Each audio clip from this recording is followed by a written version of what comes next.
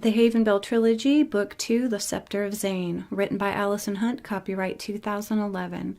Chapter 11, Ortso. Cheyenne awoke in unusual surroundings. She had been moved in her sleep. There was no longer a cage or a harp.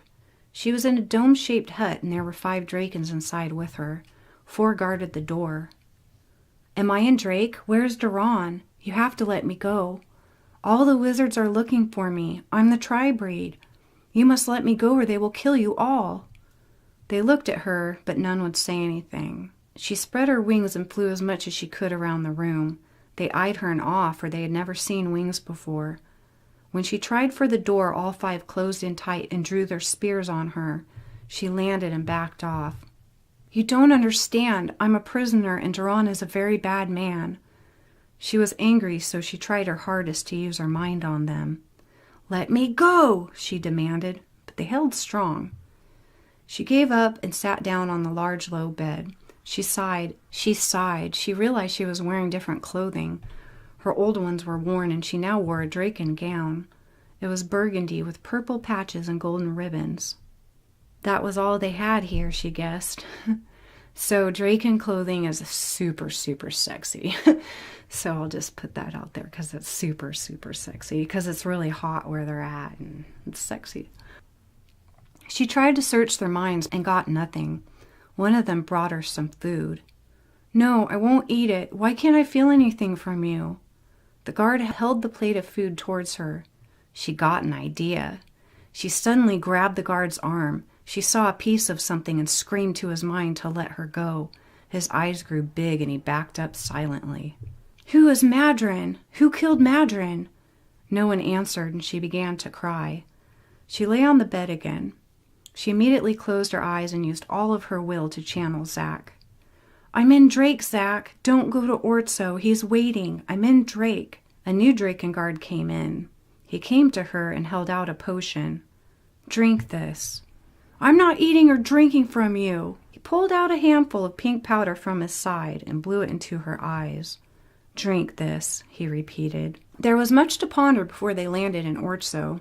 They were warned about the centaur from the other ships and had killed them all before they arrived. They piled the bodies on the shore. They didn't have a very large army, not enough to beat the population of Ortsons. Sending just the strong leaders to find Duran wouldn't quite work either. They would need all of the help that they could get, even if it cost them their lives. The one advantage they had was the Josepharians. They could look over the whole land, find the routes they needed, and warn them of approaching armies. The Feathers were decent archers who could attack from above. The strength in this group lay with them.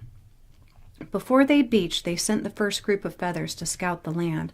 They returned with sore news. There was a desert followed by many cliffs, and canyons ahead, too many to count. It was the same around the island. If they were to choose a different location, it would not be much of a shortcut. They decided to start through the sand. Here on the outskirts, there didn't seem to be much population. They hunted, fed, and slept. Nezha and the guards stood watch in shifts. In 2 more days, they came to the cliffs. The Feathers flew above and directed them to the safest crevice to climb. They would show each other their findings and agree on the best route to lead the troops. They slowly climbed, then descended 3 peaks at a slow, difficult speed. When they came to what seemed an almost impossible wall of rock, it was steep and enormous. No matter what they chose to do, this would hold them up for a while. The wall was so steep that only an elf or a draken could scale the small protrusions. Everyone else would have to be flown out of the canyon. Nezha flew, and Jasha was flown halfway up, where there was a decent ledge and the Feathers could see a path in which to climb. The Feathers went back down to fly the others up to this point. Half of the army was lifted to this spot. This is where the Ortsons made their attack. The top of the wall of crags became full of thousands of Ortsons. They intended to wipe out their enemy right here, for they knew how to truly maneuver through it. Nezha ordered the Feathers to use all of their men to shoot the Ortsons from above. They were decent shots, but the Ortsons wore heavy armor that shielded the arrows. Getting closer to them would be dangerous, for the Ortsons were expert at hand-on-hand combat, and they were very strong. Some of them returned and began flying the others out one at a time. They had no defense on the wall, and the Ortsons were already descending upon them, shooting arrows. At this distance, most of the arrows fell short. The wizards had no chance of a fair fight unless they made it to flat land. The Ortsons began to roll large boulders off of the top of the wall. They crashed as they ricocheted indiscriminately back and forth down the wall. Some of their troops were crushed. "Retreat to the canyon floor! Save your lives!" The stones kept rolling and cracking on their way down. The feathers grabbed as many off of the cliff as they could, dodging the falling boulders. After a few minutes, the rocks stopped coming. The Ortson army had made progress down to meet them. They knew all of the secrets, and even had tunnels to which they began to hide. The top remained full of Ortsons, and even more appeared. Then they unloaded their cargo and began to spill barrels of foul-smelling liquid down the cliffs. They shot flamed arrows down the cliffside, and the cliff began to burn. "Retreat! Save your lives!" Many caught on fire, and many died. The feathers couldn't get close to the heat. Jasha and Nezha used all of their strength to extinguish the flames, but to no avail. They were plucked up by feathers and placed back upon the bottom of the cliff. "We will need all of the wizards to penetrate Ortso. This is a horrible mess," Nezha said sadly. Jasha was crying. She may be a warrior, she may be a wizard, but she was still a woman. Only the feathers themselves, and 17 of their army were left alive. "Danger! Look behind you!" a feather screamed. Turning around, they saw that the other cliff was full of them as well, and they were coming even faster. There were thousands more of them. "Surrender, Jasha! Save your life! We are all going to die!" Both sides were trapping them in, but the armies behind them reached the bottom first and were screaming battle cries. "They're Drakens!" Nezha shouted. "Come with us," one of them said to them. His, as well as the rest of the Drakens' faces, were covered in war paint of different colors and patterns.